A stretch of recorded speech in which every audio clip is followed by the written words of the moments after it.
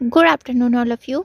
Welcome to Worthwhile Studies. So, this is the series of current affairs which is going on our channel, and today is 29 January 2025. तो चलिए अपनी current affair शुरू करते हैं. um, सबसे पहले important days से है. 29 जनवरी आज के दिन को ऑब्जर्व किया जाता है इंडियन न्यूज़पेपर डे. आज के दिन क्या हुआ था? इंडिया का ना पहला न्यूज़पेपर पब्लिश हुआ था 1780 में. आयरलैंड बोर्न एक जेम्स ऑगस्टस हिकी ने पहला न्यूज़पेपर पब्लिश करा था. न्यूज़पेपर का नाम क्या था कि हिक्कीस बंगाल गैजेट. बंगाल गैजेट का नाम तो सुना ही होगा. पर ये क्या था, इसमें ये ना 2 ही साल चला. जैसे 1780 में पब्लिश हुआ था तो 1782 में ब्रिटिश लोगों ने इसको वापस से सीज़ कर दिया. क्यों करा?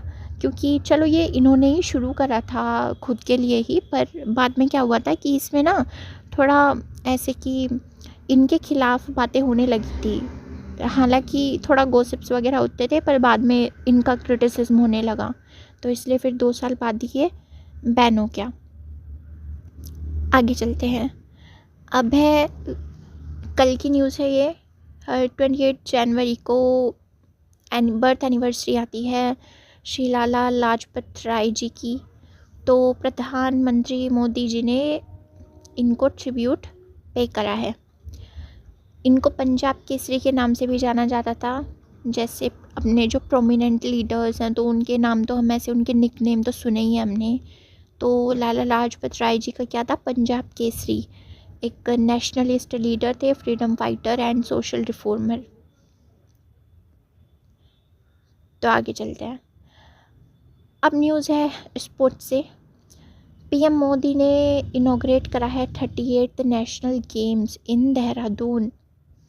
तो 38th नेशनल गेम्स देहरादून में स्टार्ट हो चुके हैं. उत्तराखंड गवर्नमेंट इसको होस्ट कर रही है और सपोर्ट किसका ले रही है? इंडियन ऑयल कॉरपोरेशन का, IOC. ये कब से कब तक? 28 जन से, मतलब कल शुरू हुए हैं और 14 फेब तक होंगे. इसका थीम क्या है? ग्रीन गेम्स थीम है. और मैस्कॉट मोली, ये सब जो चीज़ें हैं ना, जैसे थीम हो गया और मैस्कॉट हो गया और टॉर्च का नाम हो गया. जैसे इस बार की जो ऑफिशियल टॉर्च है तो उसका नाम क्या है? तेजस्विनी. तो ये ना सब याद रखना, 1 लाइनर्स क्वेश्चन में आ सकते हैं. तो जो इसका मास्कॉट है मोली, तो वो किसके नाम से पड़ा है? उत्तराखंड का एक स्टेट बर्ड है, हिमालयन मोनल नाम है, तो उसके नाम से इसका नाम मोली पड़ा है मैस्कॉट का. अब आगे चलते हैं. पीएम मोदी ने अभी इनॉग्रेट किया है भुवनेश्वर में. क्या है ये?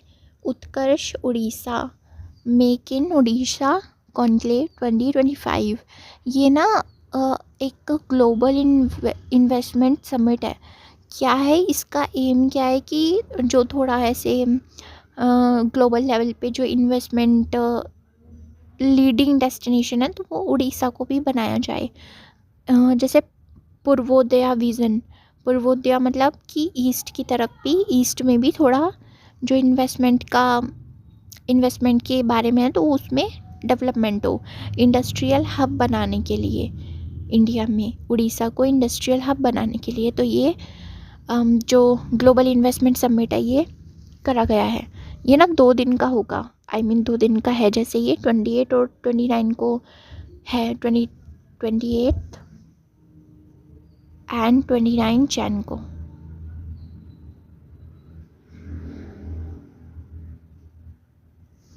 सीएम कौन है उड़ीसा के? मोहन चरण मांझी. अब आगे चलते हैं.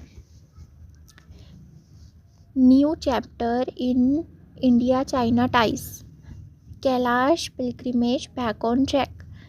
अभी जैसे पता है कि अभी 16th ब्रिक्स समिट हुआ था कजान रशिया में. तो वहाँ पे हमारे जो प्रधानमंत्री नरेंद्र मोदी जी है उन्होंने मुलाकात करी थी शी जिनपिंग से, जो कि चाइना का प्रेसिडेंट है. तो उनसे वहाँ मुलाकात हुई थी. तो उसके 3 महीने बाद ही एक नेगोशिएशन आया है कि जैसे लद्दाख बॉर्डर पे ऐसे LAC पे थोड़ा मतभेद, लड़ाई वड़ाई चलती रहती थी. तो उसमें कि वो तो चलता ही रहेगा, पर इंडिया चाइना एक कंक्रीट पे आए हैं कि जैसे हमारे फॉरेन सेक्रेटरी हैं जो विक्रम मैसी, तो अभी उन्होंने मुलाकात करी थी चाइनीज़ वाइस फॉरेन मिनिस्टर सुन वेईदोंग से बीजिंग में। तो यहाँ क्या था, इन लोगों ने डिसाइड करा मिलके कि कैलाश पिलग्रिमेज, जो कैलाश मानसरोवर की यात्रा है, उसको दोबारा चालू करा जाएगा। तो इस बार समर से वो चालू हो जाएगी दोबारा। तो ये बहुत मतलब इंडिया और चाइना के जो बायलैटरल रिलेशंस हैं, तो उनमें एक बहुत अच्छी चीज़ है, क्योंकि जो ये कैलाश पड़ता है ना, ये तिब्बत में पड़ता है। तो पहले ऐसा कि थोड़ा मतभेद के चलते इस पे ना यात्रा पे ये बहुत टाइम से रुकी हुई थी, तो ये अब दोबारा चालू हो जाएगी। अगली न्यूज़ है कि माइक्रोसॉफ्ट के सत्या नाडेला ने टॉप्स करा है HSBC Huron global Indians list. अब ये क्या है HSBC Huron global Indians list? इसमें यह है कि जो इंडिया के जो लोग हैं ना, इंडियंस जो हैं, जो वर्ल्ड की टॉप कंपनीज़ है और वे उसमें लीड कर रहे हैं, तो उसकी लिस्ट है ये कि उसकी वैल्यू कितनी है और कौन उसे लीड कर रहा है। तो जो पहला नाम आया है तो वो माइक्रोसॉफ्ट के चेयरमैन और CEO सत्या नाडेला का आया है, और इसकी कंपनी वैल्यू देखो सबसे ज़्यादा है। और दूसरे पे सुंदर पिचाई जो कि अल्फ़ाबेट के CEO हैं, और तीसरे पे नील मोहन जो कि यूट्यूब के CEO हैं। तो पहले 3 याद रखना, बाकी तो लिस्ट तो बहुत लंबी है, वैसे पहले 3 पर याद रख सकते हो। अब आगे चलते हैं। जय शाह ने अभी ज्वाइन करा है MCC की एडवाइजरी बोर्ड। ये world cricket connects advisory board, ये वर्ल्ड क्रिकेट को कनेक्ट करता है। तो क्या ये ICC के चेयर एंड एक्स सेक्रेटरी हैं BCCI के जय शाह। तो इन्होंने अभी मार्लेबोन क्रिकेट क्लब को एडवाइजरी बोर्ड को इसकी ज्वाइन करा है, and will replace the clubs world cricket committee. ये वर्ल्ड क्रिकेट कमेटी को रिप्लेस कर देंगे।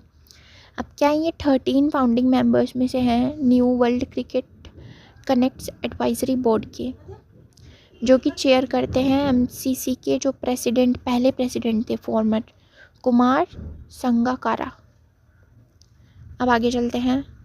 IDBI बैंक्स के बोर्ड ने अप्रूव कर दिया है reappointment of Rakesh Sharma as MD and CEO। 3 साल के लिए है और मार्च 19 से ये इफ़ेक्ट में आ जाएगा। Industrial development bank of India नाम है इसका। तो राकेश शर्मा रीअपॉइंट हो चुके हैं अब as MD and CEO। So that was all, this is all for today and thank you.